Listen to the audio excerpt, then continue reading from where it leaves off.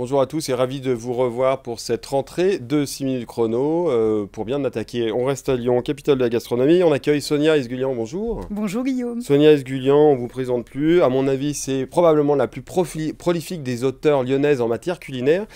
Et pour la rentrée, Sonia, vous publiez Je vous dis tout, qui est un ovni, on va dire, dans le monde de l'édition culinaire, puisque c'est un roman photo culinaire. Alors c'est vrai on avait rarement vu ça.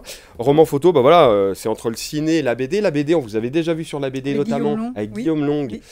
dans À boire et à manger. Donc là, roman photo culinaire, pourquoi avoir choisi ce format? Qu'est-ce qui vous plaisait dans ce format? En fait, je cherchais depuis très longtemps une idée pour transmettre encore mieux la cuisine. Vous savez à quel Le point... pas à pas culinaire. Exactement. Et le pas à pas, souvent, c'est un peu austère. On est Il y a des d'accord. photos, comme le nom l'indique, très séquencées. C'est vrai. Et c'est un petit peu triste. Et je me suis dit, mais qu'est-ce que je pourrais trouver comme idée graphique pour justement parler de mon amour de la cuisine et surtout donner envie aux gens de cuisiner. Et j'ai repensé à ces romans photos qu'on voyait souvent dans les années 60, un peu désuets, charmants, mais en même temps qui attirent la sympathie parce que justement c'est un petit peu ringard, mais tout en étant assez sympathique. Et donc j'ai eu l'idée de séquencer les recettes comme un roman photo. Et vous avez la preuve qu'on rentre dans la recette comme dans une histoire et on va la lire. Comme Alors, dans une histoire, et ce c'est que vrai que j'adore, très c'est agréable. que même les gens qui ne cuisinent pas peuvent découvrir donc le roman photo, juste pour le plaisir d'aller au marché, de découvrir des cuisines différentes, parce que, par exemple, on apprend à faire un mafé, on apprend à faire plein de choses. Oui, parce que c'est vrai que sur ces recettes, je crois qu'il y en a 59, ouais, il y a une soixantaine de recettes. Ça va très bien, on va de l'œuf morette, qui est très lyonnais, on va dire même bourguignon, je sais pas, il y avait une tarte, il y avait des kefta, il y avait Oui. de l'assiette, oh La zut, tielle la sétoise. sétoise, voilà. Sétoise, Donc en que fait, j'ai finalement, fait avec les épiciers de Mangiabuono. En fait, l'idée, c'était de rencontrer des gens et de parler d'un plat qui leur tenait à cœur. Et moi, soit je l'apprends, ce plat, soit je fais la cuisine à quelqu'un. Et je trouvais agréable, justement, d'aller un petit peu tous azimuts, parce que dans la cuisine, on ne reste pas cantonné à ses petites, ouais. comment dire, habitudes. Et là, je trouvais ça agréable de Donc partir. à chaque recette, il y a un invité. Donc Exactement. notamment, j'ai regardé, parce que je les connais un peu, enfin je les connais un peu, il y a DJ Kondo. Oui, oui. Il y a les deux invités qui sont là, donc chaque fois qu'il y a un invité qui apporte aussi quelque Les part. peepers, il y a les peepers, Il y a pardon, les c'est les peepers, peepers. c'est Et ça. donc, en fait, eux, c'est vraiment les vedettes parce que grâce à eux, on a cuisiné pendant 3 heures pour faire un apéritif vénitien sur une playlist qu'ils ont composée. Et pour de vrai, alors on le voit un petit peu dans le roman photo, on a cuisiné, dansé, chanté et à la fin, enfin, on a pu déguster. Et alors, donc ça, c'est votre idée, c'est de dire, tiens, je vais faire quelque chose d'un peu nouveau, un roman photo culinaire. Comment vous avez réussi à convaincre Hachette? Ah, c'est totalement incroyable. C'est-à-dire que ce qu'il faut savoir, c'est que cette idée, je l'ai depuis une dizaine d'années et il m'a été refusé par 2 maisons d'édition.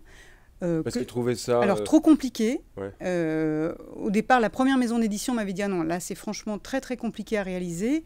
Et la seconde m'a dit « Ah oui, là, ça va être compliqué et cher ». Parce que c'est vrai que ça représente beaucoup, beaucoup de photos, Ouais, il y a beaucoup de photos. beaucoup de travail. Mhm. Et ce qui s'est passé, c'est qu'entre-temps, j'ai rencontré une graphiste extraordinaire qui s'appelle Sigolène Crépet, qui a travaillé sur les premières maquettes du livre. Et là, ça a tout changé. Parce que dans l'idée, les éditeurs pensaient que j'allais faire avant une sorte de, comment dire, zut, j'ai perdu le mot. Un reportage. Excuse-moi, Non, un reportage. Non, mais des petits crayonnés pour Ah, pouvoir ok, faire ok. un storyboard, voilà, je Ok, cherchais le mot. storyboard, ouais. Un storyboard pour pouvoir faire les reportages. Et en fait, on l'a fait à l'inspiration. Et ça fait toujours un peu peur à un éditeur de se dire, mais non, mais nous, on a très, très confiance. On fait à chaque fois un très gros reportage. Emmanuel, mon Les mari, photos sont d'Emmanuel. donc, a ok, fait pour- énormément de photos. Mhm. Et ensuite, donc, comme j'ai l'idée de l'histoire, on crée cette petite histoire. Et ça a été vraiment fantastique. Et je crois qu'Hachette a aimé le côté joyeux, très vivant de ce projet culinaire. Parce que souvent, la cuisine, ça fait rêver, ça fait faim, mais on n'est pas forcément dans la joie et la légèreté. C'est vrai que quand on voit certains livres de cuisine, c'est des pavés avec des recettes, on a l'impression qu'il faut avoir fait une école d'ingénieur, d'avoir un CAP de cuisine. Ça fait rêver, mais à on ne sait réaliser, pas si c'est toujours compliqué. accessible. C'est vrai qu'avec vous, Sonia, c'est toujours très... Alors, c'est toujours très malin, c'est toujours très bon et c'est toujours très facile. Et ça, c'est agréable. Donc voilà, je vous dis tout et ça vaut vraiment le coup parce que c'est très sympa, c'est très gai. Et puis, il y a surtout des recettes qui sont très bonnes. Je voudrais quand même avoir un petit mot, allez, pour conclure l'émission.